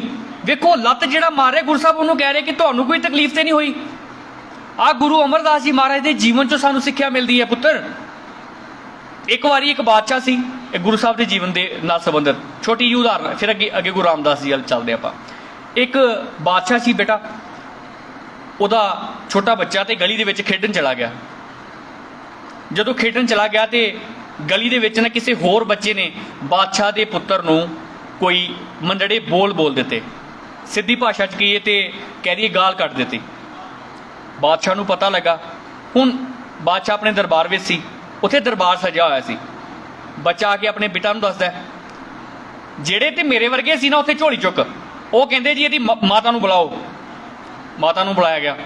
ਕੋਈ ਕਹਿੰਦਾ ਜੀ ਇਹਦੀ ਮਾਤਾ ਦੀ ਜੀਭ ਕੱਟ ਦਿਓ, ਇਹਦੀ ਜੀਭ ਕੱਟ ਦਿਓ, ਇਹਨੇ ਤੁਹਾਡੇ ਰਾਜੇ ਦੇ ਬੇਟੇ ਨੂੰ ਐਵੇਂ ਕਿਹਾ। ਕੋਈ ਕਹਿੰਦਾ ਜੀ ਇਹਨੂੰ ਦੇਸ਼ ਨਿਕਾਲਾ ਦੇ ਦਿਓ, ਇਹ ਪਿੰਡ ਦੇ ਵਿੱਚ ਨਹੀਂ ਆਉਣਾ ਚਾਹੀਦਾ। ਕਿਸੇ ਨੇ ਕਿਹਾ ਕਿ ਇਹਨਾਂ ਦਾ ਬਾਈਕਾਟ ਕਰ ਦਿਓ, ਇਹ ਪਰਿਵਾਰ ਨੂੰ ਕਦੀ ਨਹੀਂ ਬੁਲਾਉਣਾ ਅਸੀਂ, ਰਾਜੇ ਦੇ ਬੇਟੇ ਨੂੰ ਜਿਹੜੇ ਹੁੰਦੇ ਆ। ਝੋਲੀ ਚੁੱਕ ਕਹਿ ਲਓ, ਉਹ ਇਦਾਂ ਕਹਿ ਰਹੀ ਸੀ। ਪਰ ਰਾਜਾ ਸਿਆਣਾ ਸੀ, ਉਹਨੇ ਰਾਜੇ ਨੇ ਆਪਣੇ ਬੇਟੇ ਨੂੰ ਪਤਾ ਕੀ ਕਿਹਾ, ਪੁੱਤਰ ਗੁਰੂ ਅਮਰਦਾਸ ਜੀ ਦੇ ਜੀਵਨ 'ਚੋਂ ਸਿੱਖਿਆ ਜਿਹੜੀ ਮਿਲਦੀ ਹੈ, ਸੁਣਿਓ ਪੁੱਤਰ, ਕਮਾਲ ਦੀ ਸਿੱਖਿਆ 18ਵੀਂ ਸਦੀ ਦੇ ਸਿੱਖਾਂ ਕੋਲੋਂ ਇਹੀ ਸੀ ਕਿ ਸਾਨੂੰ ਵੱਡੇ ਵੱਡੇ ਜੰਗ ਯੁੱਧ ਵੀ ਖਤਮ ਨਹੀਂ ਕਰ ਸਕੇ।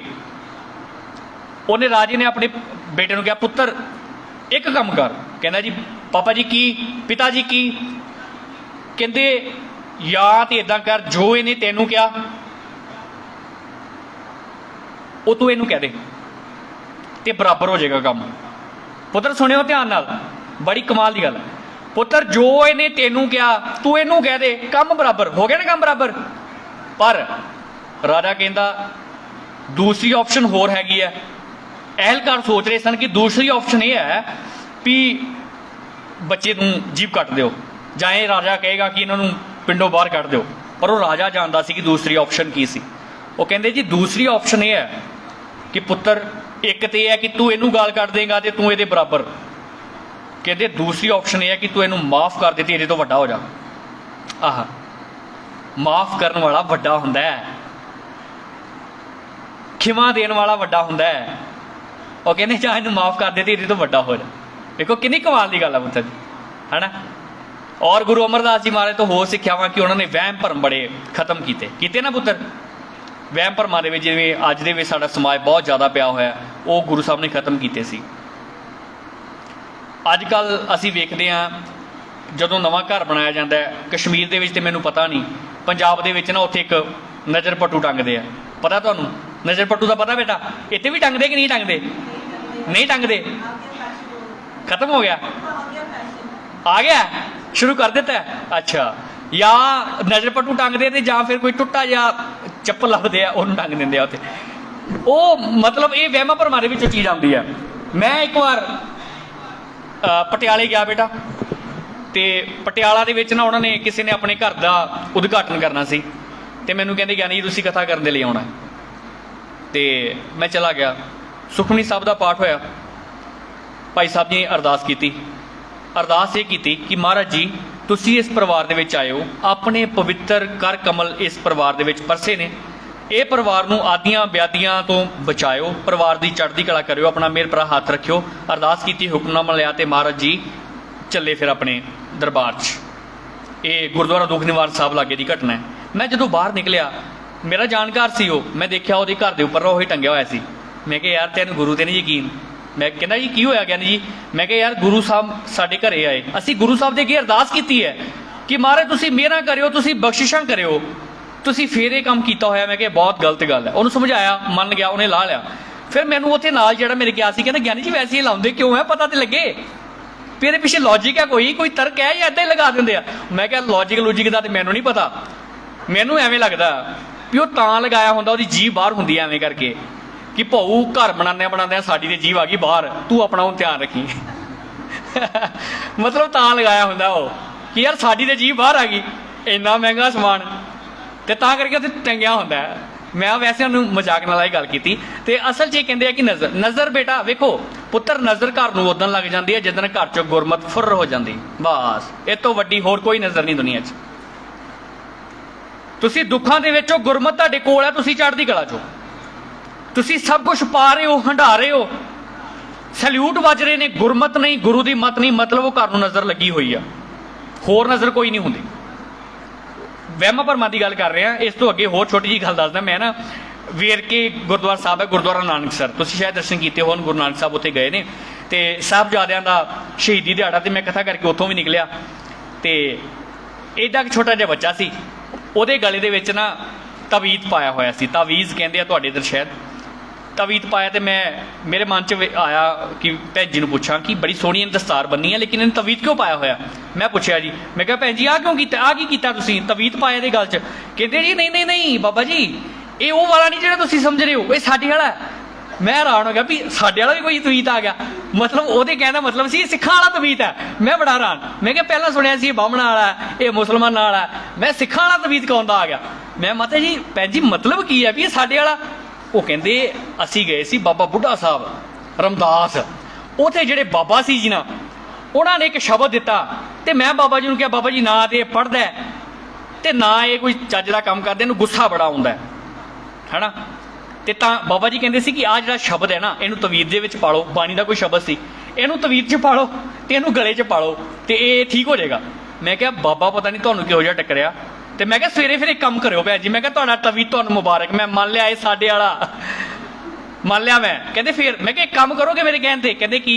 ਮੈਂ ਕਿਹਾ ਸਵੇਰੇ ਕਿੰਨੇ ਵਜੇ ਜਾਂਦਾ ਬੱਚਾ ਸਕੂਲ? ਕਹਿੰਦੇ ਜੀ 7:30 ਇਹਦੀ ਬੱਸ ਆ ਜਾਂਦੀ ਹੈ।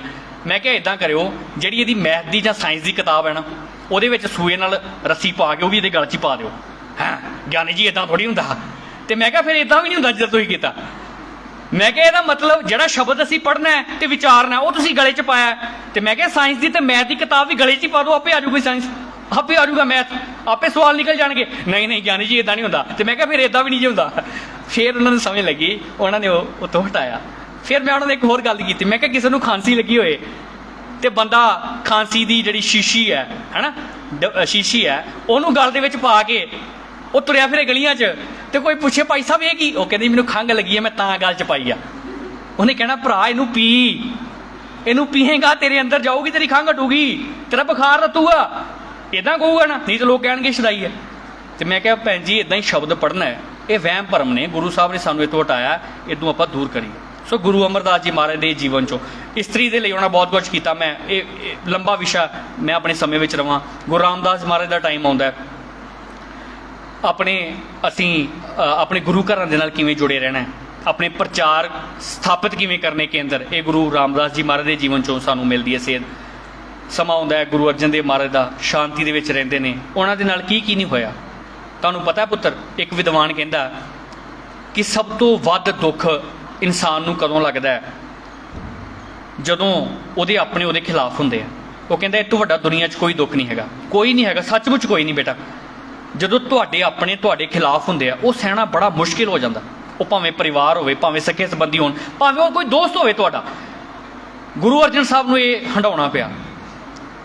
ਗੁਰੂ ਸਾਹਿਬ ਦਾ ਪਰਿਵਾਰ, ਗੁਰੂ ਸਾਹਿਬ ਭਰਾਤਾ ਜੀ ਬਾਬਾ ਪ੍ਰਿਥੀ ਚੰਦ ਜੀ ਉਹਨਾਂ ਦੇ ਵਿਰੁੱਧ ਖੜੇ ਨੇ, ਗੁਰੂ ਸਾਹਿਬ ਦੇ ਖਿਲਾਫ ਦਰਬਾਰ ਦੇ ਵਿੱਚ ਜਾ ਕੇ ਰਾਜੇ ਦੇ ਕੋਲ ਉਹਨਾਂ ਦੀਆਂ ਸ਼ਿਕਾਇਤਾਂ ਕਰਦੇ ਆ। ਪਰ ਗੁਰੂ ਸਾਹਿਬ ਸ਼ਾਂਤੀ ਦੇ ਪੁੰਜ ਸਨ, ਉਹ ਹਮੇਸ਼ਾ ਸ਼ਾਂਤੀ ਦੇ ਵਿੱਚ ਰਹੇ। ਉਹਨਾਂ ਨੇ ਕਦੀ ਆਪਣੇ ਚਿਹਰੇ ਦੇ ਉੱਪਰ ਕੋਈ ਸ਼ਿਕਨ ਨਹੀਂ ਲਿਆਉਂਦੀ। ਇਹ ਗੁਰੂ ਸਾਹਿਬ ਦਾ ਕਮਾਲ ਦਾ ਜੀਵਨ ਸੀ। ਤੇ ਗੁਰੂ ਸਾਹਿਬ ਦਾ ਜੀਵਨ ਕਿਉਂ ਸੀ? ਕਿਉਂਕਿ ਗੁਰੂ ਸਾਹਿਬ ਬੜੇ ਵਿਵੇਕੀ ਸਨ। ਉਹ ਗੁਰੂ ਸਾਹਿਬ ਜੀ ਦੇ ਮਹਾਰਾਜ ਦੇ ਅੱਗੇ ਅਰਦਾਸ ਹੀ ਇਹ ਕਰਦੇ ਨੇ, ਹਾਰ ਭਰਿਓ ਸੁਆਮੀ ਕੈ ਦੁਆਰੈ ਦੀਜੈ, ਬੋਲੋ ਜੀ ਦੀਜੈ ਬੁੱਧ ਵਿਵੇਕਾ। ਗੁਰੂ ਅਰਜਨ ਸਾਹਿਬ ਵਿਵੇਕ ਬੁੱਧ ਮੰਗਦੇ ਆ, ਗੁਰੂ ਪਰਮਾਤਮਾ ਦੇ ਕੋਲੋਂ ਮੰਗਦੇ ਆ। ਤੇ ਅਸੀਂ ਅਰਦਾਸ ਦੇ ਵਿੱਚ ਵੀ ਇਹ ਗੱਲ ਕਹਿੰਦੇ ਆ, ਸਿੱਖਾਂ ਨੂੰ, ਬੋਲੋ ਜੀ ਸਿੱਖਾਂ ਨੂੰ, ਉੱਚੀ ਨਹੀਂ ਤੁਸੀਂ ਅੱਗੇ ਬੋਲੋ, ਸਿੱਖਾਂ ਨੂੰ ਸਿੱਖੀ ਦਾਨ, ਕੇਸ ਦਾਨ,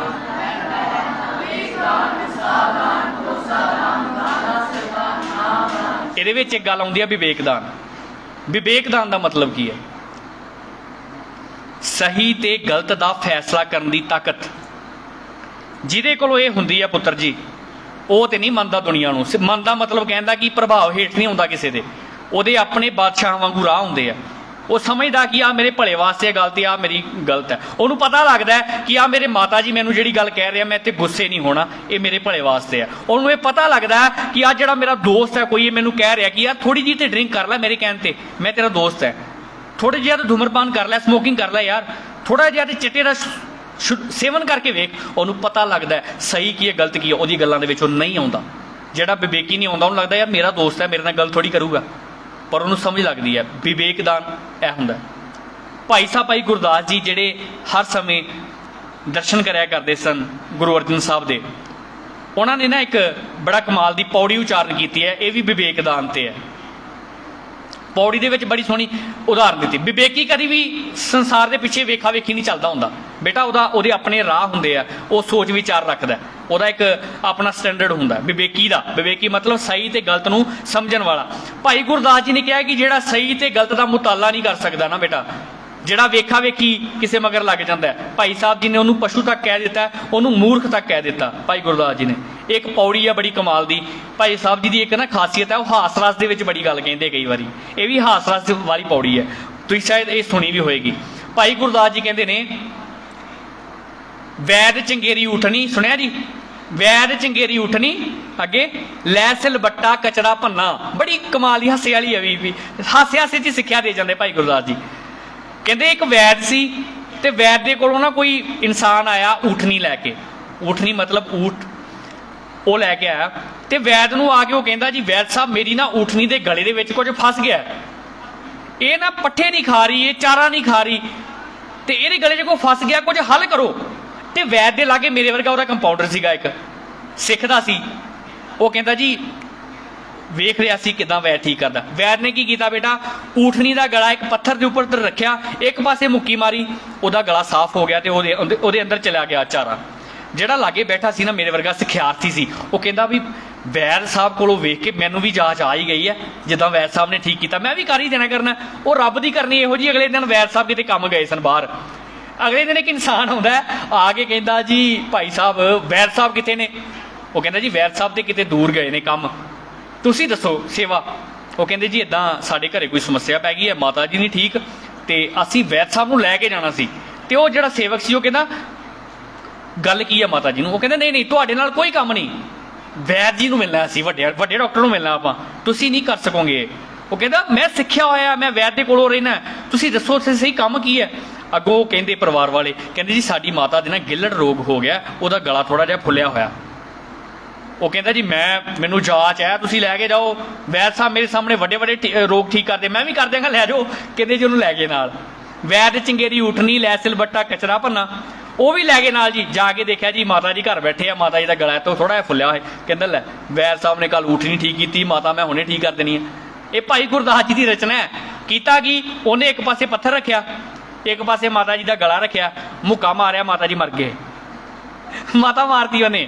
ਭਾਈ ਸਾਹਿਬ ਭਾਈ ਗੁਰਦਾਸ ਜੀ ਕਹਿੰਦੇ ਆ ਵੈਦ ਚੰਗੇਰੀ ਊਠਣੀ, ਲੈ ਸਿਲਬੱਟਾ ਕਚਰਾ ਭੰਨਾ, ਸੇਵਕ ਸਿੱਖੀ ਵੈਦਗੀ, ਮਾਰੀ ਬੁੱਢੀ ਰੋਵਣ ਰੰਨਾ। ਕਹਿੰਦੇ ਉਹਨਾਂ ਨੇ ਬੁੱਢੀ ਮਾਰ ਦਿੱਤੀ। ਫਿਰ ਪਕੜ ਚਲਾਇਆ ਰਾਉ ਲੈ, ਪੌਦੀ ਉਗੜ ਗਏ ਸੂ ਕੰਨਾ। ਉਹਨੂੰ ਰਾਜੇ ਕੋਲੋਂ ਲੈ ਕੇ ਗਏ, ਜਦੋਂ ਕੰਨ ਤੇ ਵੱਜੀਆਂ ਦੋ, ਫਿਰ ਉਹਨੇ ਦੱਸਿਆ ਪਾਰਖੂਆਂ ਚੁਣ ਕੱਢਿਆ, ਜਿਉਂ ਕਚਕੜਾ ਨਾ ਮਿਲਿਆ ਰਤਨਾ।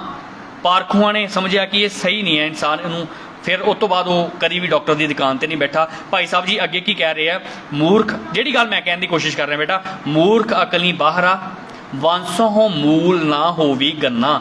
ਭਾਈ ਗੁਰਦਾਸ ਜੀ ਕਹਿੰਦੇ ਜਿਹੜਾ ਮੂਰਖ ਹੁੰਦਾ, ਜਿਹੜਾ ਵਿਵੇਕੀ ਨਹੀਂ ਹੁੰਦਾ, ਅਕਲ ਤੋਂ ਬਾਹਰਾ ਹੁੰਦਾ, ਉਹ ਐਵੇਂ ਹੈ ਕਿ ਜਿਵੇਂ ਬਾਂਸ ਦਾ ਰੁੱਖ ਕਦੀ ਵੀ ਹੈ ਬਾਂਸ ਵਰਗਾ, ਲੇਕਿਨ ਉਹ ਕਦੀ ਵੀ ਮਿਠਾਸ ਨਹੀਂ ਦੇ ਸਕਦਾ, ਉਹ ਕਦੀ ਵੀ ਗੰਨੇ ਵਰਗਾ ਨਹੀਂ ਹੋ ਸਕਦਾ। ਅੱਗੇ ਭਾਈ ਸਾਹਿਬ ਕਹਿੰਦੇ ਮਾਨਸ ਦੇਹੀ ਪਸ਼ੂ ਉਪੰਨਾ, ਹੈ ਉਹ ਮਾਨਸ ਹੈ ਲੇਕਿਨ ਉਹਦੇ ਕਰਮ ਜਿਹੜੇ ਆ ਉਹ ਪਸ਼ੂਆਂ ਵਾਲੇ।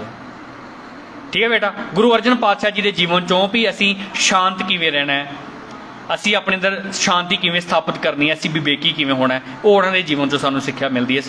3:15 ਦਾ ਟਾਈਮ ਪੂਰਾ ਹੋ ਰਿਹਾ ਹੁਣ। ਮੈਂ ਇੱਥੇ ਹੀ ਆਪਣੇ ਵਿਸ਼ੇ ਨੂੰ ਸੰਕੋਚਣ ਦੀ ਹੁਣ ਕੋਸ਼ਿਸ਼ ਕਰ ਰਿਹਾ ਬੇਟਾ, ਕਿਉਂਕਿ ਸਮੇਂ ਦੇ ਅਕੋਰਡਿੰਗ ਰਹਿਣਾ ਇੱਕ ਬੁਲਾਰੇ ਦਾ ਖਾਸ ਨਿਯਮ ਵੀ ਹੁੰਦਾ ਹੈ, ਔਰ ਇਹ ਸਾਡਾ ਇੱਕ ਬੁਲਾਰੇ ਦਾ ਇੱਕ ਗਹਿਣਾ ਵੀ ਹੁੰਦਾ ਹੈ। ਮਨ ਤੇ ਸੀ ਵੀ ਮੈਂ ਗੁਰੂ ਗੋਬਿੰਦ ਸਿੰਘ ਮਹਾਰਾਜ ਤੱਕ ਲੈ ਕੇ ਜਾਂਦਾ। ਹੋ ਸਕਦਾ ਜੇ ਸ਼ਾਮ ਦਾ ਮੇਰਾ ਲੈਕਚਰ ਹੈਗਾ ਗੁਰੂ ਗ੍ਰੰਥ ਸਾਹਿਬ ਜੀ ਦੀ ਸਰਵਉੱਚਤਾ, ਜੇ ਉਹਦੇ ਵਿੱਚ ਮੈਂ ਐਡ ਕਰ ਸਕਦਾ ਹੋਇਆ ਤੇ ਮੈਂ ਇਹ ਆਪਣੇ ਵਿਸ਼ੇ ਨੂੰ ਉਹਦੇ ਵਿੱਚ ਐਡ ਕਰਨ ਦੀ ਕੋਸ਼ਿਸ਼ ਕਰਾਂਗਾ। ਇੱਥੇ ਹੀ ਫਿਰ ਮੈਂ ਹੁਣ ਸਮਾਪਤੀ ਕਰ ਰਿਹਾ ਬੇਟਾ ਜੀ। ਸੋ ਬੋਲਦਿਆਂ ਮੇਰੇ ਕੋਲੋਂ ਅਨੇਕਾਂ ਪ੍ਰਕਾਰ ਦੀਆਂ ਗਲਤੀਆਂ ਤੇ ਤਰੁੱਟੀਆਂ ਹੋ ਗਈਆਂ ਨੇ। ਗੁਰੂ ਸਾਹਿਬ ਤੇ ਗੁਰੂ ਸਾਹਿਬ ਜੀ ਦੀ ਸਾਜੀ ਨਵਾਜੀ ਸੰਗਤ ਬਖਸ਼ਣਯੋਗ ਹੈ। ਸੋ 18ਵੀਂ ਸਦੀ ਦੇ ਸਿੱਖਾਂ ਦੇ ਵਿੱਚ ਆਹੀ ਸਾਰਾ ਸ਼ਖਸੀਅਤ ਉਸਾਰੀ ਜਾਂਦੀ ਆ, ਗੁਰੂ ਸਾਹਿਬ ਜੀ ਦੀਆਂ ਸਿੱਖਿਆਵਾਂ ਉਹਨਾਂ ਦੇ ਅੰਦਰ ਜਾਂਦੀਆਂ। ਸਮੇਂ ਦੀ ਘਾਟ ਕਰਕੇ ਮੈਂ ਮਾਫੀ ਵੀ ਮੰਗਦਾ ਤੁਹਾਡੇ ਕੋਲੋਂ, ਔਰ ਇੱਥੇ ਹੀ ਤੁਹਾਡੇ ਕੋਲੋਂ ਫਤਿਹ ਦੀ ਸਾਂਝ ਕਰਕੇ ਇਜਾਜ਼ਤ ਵੀ ਲੈ ਰਿਹਾ। ਕਰੋ ਗੁਰੂ ਫਤਿਹ ਦੀ ਸਾਂਝ, ਬੁਲਾਓ ਜੀ ਫਤਿਹ। ਵਾਹਿਗੁਰੂ ਜੀ ਕਾ ਖਾਲਸਾ, ਵਾਹਿਗੁਰੂ ਜੀ ਕੀ ਫਤਿਹ। ਹਾਂਜੀ, ਵਾਹਿਗੁਰੂ ਜੀ ਕਾ ਖਾਲਸਾ, ਵਾਹਿਗੁਰੂ ਜੀ ਕੀ ਫਤਿਹ। ਆਪ ਜੀ ਨੇ ਸਿੱਖ ਕੌਮ ਦੇ ਇੱਕ ਮਹਾਨ ਪ੍ਰਚਾਰਕ ਭਾਈ ਸਾਹਿਬ ਭਾਈ ਵਰਿਆਮ ਸਿੰਘ ਜੀ, ਜੋ SGPC ਦੇ ਧਰਮ ਪ੍ਰਚਾਰ ਕਮੇਟੀ ਦੇ ਪ੍ਰਚਾਰਕ ਵੀ ਨੇ ਤੇ ਕਾਫੀ ਪ੍ਰੋਗਰਾਮ ਜਿਹੜੇ ਐਜ਼ ਐਂਕਰ ਵੀ ਇਹ ਆਯੋਜਿਤ ਕਰਦੇ ਨੇ, ਤੇ ਇਹਨਾਂ ਪਾਸੋਂ ਵਿਸ਼ਾ ਸਰਵਣ ਕੀਤਾ ਹੈ 18ਵੀਂ ਸਦੀ ਦੇ ਸਿੱਖਾਂ ਦੀ ਜਿਹੜੀ ਪਰਸਨੈਲਿਟੀ ਹੈ, ਉਹਦਾ ਪ੍ਰਭਾਵ ਜਿਹੜਾ ਹੈ ਉਹ ਕਿਸ ਤਰ੍ਹਾਂ ਪਿਆ ਸੀ। ਇਸ ਵਿਸ਼ੇ 'ਤੇ ਇਹਨਾਂ ਨੇ ਆਪ ਜੀ ਦੇ ਨਾਲ ਵਿਸ਼ੇ ਦੀ ਸਾਂਝ ਕੀਤੀ ਹੈ। ਇਹਨਾਂ ਦਾ ਟਾਈਮ ਜਿਹੜਾ ਸੀ ਉਹ ਬੇਸਿਕਲੀ 2 ਤੋਂ ਲੈ ਕੇ 3 ਵਜੇ ਤੱਕ ਰੱਖਿਆ ਗਿਆ ਸੀ, ਪਰ ਟਾਈਮ ਥੋੜ੍ਹਾ ਜਿਹਾ ਪਹਿਲੇ ਸੈਸ਼ਨਾਂ ਵਿੱਚ ਜ਼ਿਆਦਾ ਨਿਕਲ ਗਿਆ, ਇਸ ਕਰਕੇ ਫਿਰ ਇਹਨਾਂ ਦਾ ਟਾਈਮ ਅਸੀਂ 2:30 ਤੋਂ ਲੈ ਕੇ 3:15 ਵਜੇ ਤੱਕ ਜਿਹੜਾ ਰੱਖਿਆ ਸੀ, ਉਹਦੇ ਵਿੱਚ ਵੀ ਇਹਨਾਂ ਦੇ 5-7 ਮਿੰਟ ਪਹਿਲੇ ਹੀ ਨਿਕਲ ਗਏ ਸਨ। ਅਤੇ ਇਹਨਾਂ ਨੂੰ ਟਾਈਮ ਦੇ ਵਿੱਚ ਜਿਹੜੀ ਇਹਨਾਂ ਦੀ ਕਟੌਤੀ ਕਰਨੀ ਪਈ ਹੈ, ਉਸ ਦੇ ਲਈ ਅਸੀਂ ਇਹਨਾਂ ਤੋਂ ਖਿਮਾ ਦੇ ਜਾਚਕ ਹਾਂ ਅਤੇ ਇਹ ਆਸ ਕਰਦੇ ਹਾਂ ਕਿ ਫਿਰ ਕਦੇ ਸਮਾਂ ਬਣਿਆ ਤਾਂ ਇਹਨਾਂ ਦੀ ਜ਼ਰੂਰ ਸੇਵਾ ਲਵਾਂਗੇ। ਸ਼ਾਮ ਨੂੰ ਇਹਨਾਂ ਦਾ ਫਿਰ ਇੱਕ ਹੋਰ ਲੈਕਚਰ ਜਿਹੜਾ ਹੈ ਉਹ ਰੱਖਿਆ ਗਿਆ ਹੈ। ਉਹਦੇ ਵਿੱਚ ਵੀ ਇਹ ਆਪਣੇ ਵਿਚਾਰ ਜਿਹੜੇ ਰੱਖਣਗੇ। ਥੋੜ੍ਹਾ ਜਿਹਾ ਜਿਹੜਾ ਟਾਈਮ ਟੇਬਲ ਦੇ ਵਿੱਚ ਤਬਦੀਲੀ ਕੀਤੀ ਗਈ ਸੀ, ਤਬਦੀਲੀ ਕੀਤੀ ਗਈ ਹੈ ਕਿ ਜਿਹੜਾ ਤੁਹਾਡਾ ਹੁਣ ਪਹਿਲੇ ਸਪੋਰਟਸ ਸੈਸ਼ਨ ਸੀ ਨਾ 3 ਤੋਂ ਲੈ ਕੇ 4:30 ਤੱਕ, ਹੁਣ ਤੁਹਾਡਾ ਸਪੋਰਟਸ ਸੈਕਸ਼ਨ ਜਿਹੜਾ ਹੈ ਉਹ 4:15 ਵਜੇ ਸ਼ੁਰੂ ਹੋ ਜਾਏਗਾ। ਤਾਂ ਸਾਰੇ ਬੱਚੇ ਜਿਹੜੇ ਹਨ ਉਹ 1 ਘੰਟੇ ਦੇ ਲਈ 4:15 ਵਜੇ ਤੱਕ ਰਸਤੇ ਜਾਣਗੇ। ਠੀਕ ਹੈ ਜੀ। 4:15 ਤੋਂ 5 ਵਜੇ ਸਪੋਰਟਸ ਹੋਏਗਾ। 5 ਤੋਂ ਲੈ ਕੇ 6:30 ਤੱਕ ਜਿਹੜੀ ਹੈ ਹੁਣ ਗੱਤਕਾਬਾਜ਼ੀ ਦੀ ਜਿਹੜੀ ਹੈ ਖੇਡਾਂ ਹੋਣਗੀਆਂ। ਇਹ ਸਾਰੇ ਨੋਟ ਕਰਨ। ਥੋੜ੍ਹੇ ਤੁਹਾਨੂੰ ਥੱਕੇ ਹੋ, ਰੈਸਟ ਕਰ ਲਓ, ਚਾਹ ਪੀ ਲਓ, ਅਤੇ ਇਸ ਕਰਕੇ ਥੋੜ੍ਹੀ ਟਾਈਮ ਤਬਦੀਲੀ ਕੀਤੀ ਹੈ। ਵਾਹਿਗੁਰੂ ਜੀ ਕਾ ਖਾਲਸਾ, ਵਾਹਿਗੁਰੂ ਜੀ ਕੀ ਫਤਿਹ।